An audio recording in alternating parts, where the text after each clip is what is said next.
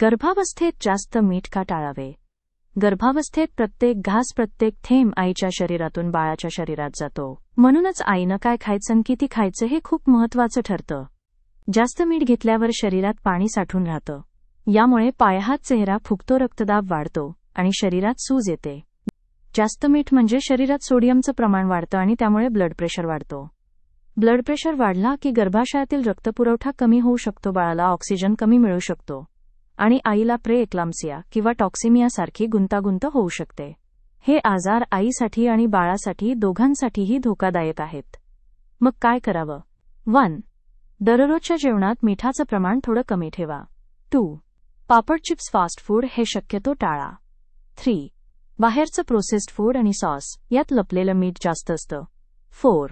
दिवसातून भरपूर पाणी प्या. पाणी शरीरातील अतिरिक्त मीठ बाहेर टाकायला मदत करतं. थोडं कमी मीठ घेतल्याने तुमचं हास्य वाढेल आणि बाळाचा श्वास सुरक्षित राहील. तुम्हाला ही माहिती आवडली असेल तर लाईक करा, शेअर करा आणि आमचा पेज फॉलो करा. सुखा आयुर्वेद गर्भसंस्कार केंद्र, सोलापूर.